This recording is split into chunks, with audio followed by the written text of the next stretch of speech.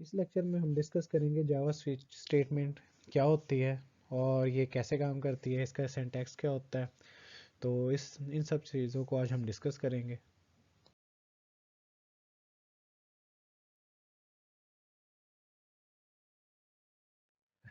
जैसा कि हमने लास्ट लेक्चर में डिस्कस किया था कि जावा स्विच स्टेटमेंट हम उस वक्त यूज़ करते हैं जब हमने मैनी कोड ब्लॉक्स में से कोई एक जो है ना वो सिलेक्ट करना होता है।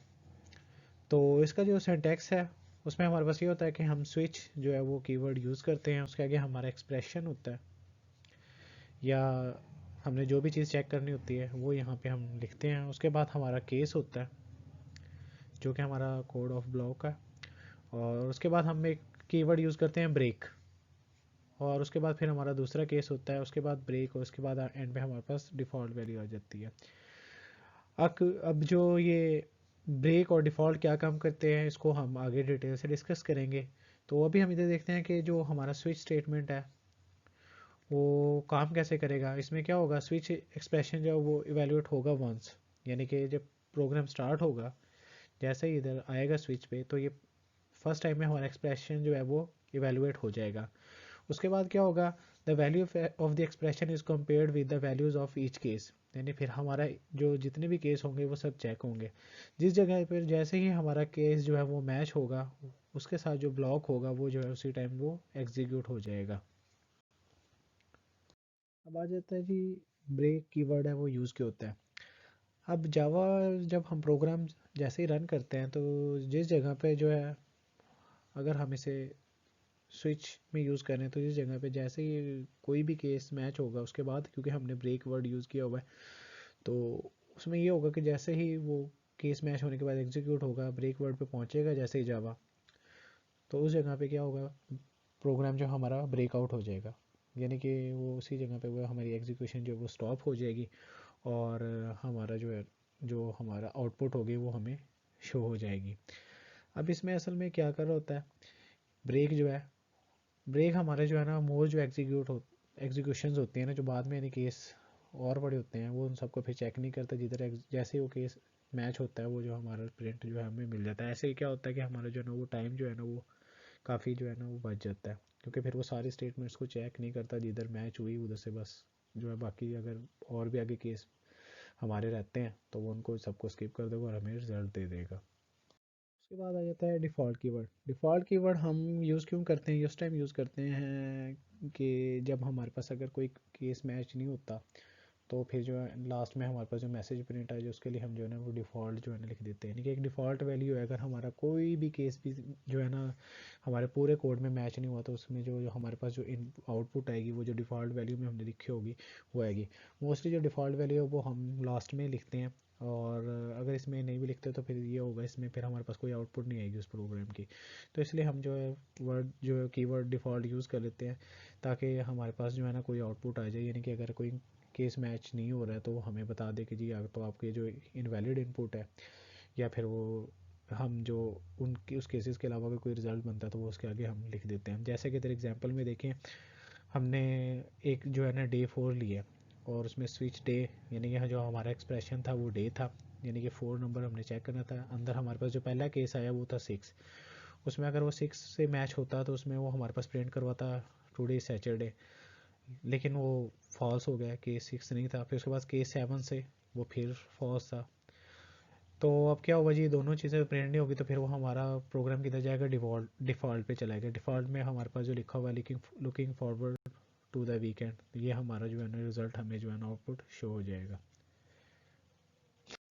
इधर हमारे पास एक एग्जांपल आ जाती है जिसमें हमने जो है हम एक केस लिया है, यानी कि एक चेक करना है कि हमारे पास अगर हम कोई डे इनपुट जो कोई इंटीजर वैल्यू अगर हमें देते हैं कि डे 4 कौन सा है, उसको हमने चेक करवाना है, तो हमें प्रिंट करवाया कि जो 4 डे जो है वो थर्सडे है। तो इसमें हमने चेक करने के लिए हम स्विच अगर स्विच स्टेटमेंट यूज़ करें तो उसमें क्या करेंगे, हम स्विच देंगे और उसके बाद हम डे देंगे। तो हमारे जो केस जो है ना वो मैच करेगा, यानी केस 1 2 3 4 हमने क्योंकि डे 4 करवाया है तो वो केस 1 पे चेक करेगा, मैच नहीं हुआ। अगर 1 मैच हो जाता तो वो मंडे प्रिंट करवाता, लेकिन हमारे पास डे 4 है तो 1 मैच नहीं होगा, 2 मैच नहीं होगा, 3 मैच नहीं होगा। केस 4 पे जैसे पहुंचेगा केस 4 मैच हो गया तो वो हमारे पास जो है ना इसके बाद ब्रेक लगा हुआ है, क्योंकि एग्जीक्यूट होगा सबसे पहले हमारा कोड, यानी system dot out dot print L N Thursday. Thursday print होने के बाद जो नेक्स्ट हमारी स्टेटमेंट थी वो ब्रेक, वो जैसे उस पर जावा पहुँचेगा हमारा इधर से जो कोड है वो ब्रेक आउट होगा, और हमारे पास जो है वो हमारा आउटपुट जो है वो थर्सडे वो हमें जो है ना वो सामने जो है हमें नज़र आ जाएगा, वो प्रिंट हो जाएगा। तो ये था सारा स्विच स्टेटमेंट कैसे काम करती है। तो इसको अगर हम देखें तो हमने सबसे पहले देखा कि जावा जो स्विच स्टेटमेंट है उसके सिंटैक्स में क्या था। स्विच हमने कीवर्ड यूज़ करना है, उसके बाद हमने एक्सप्रेशन देना। एक्सप्रेशन क्या होगी, वो चीज़ जो हमारी इनपुट होगी, जो हमने अपने अंदर जो केसेस से मैच करवानी है। अब केसेस जो हम हमारे हमारे इनपुट के अकॉर्डिंग होगी, जैसे कि केस 1 2 3 4, इधर हमने डे 4 को चेक करना था।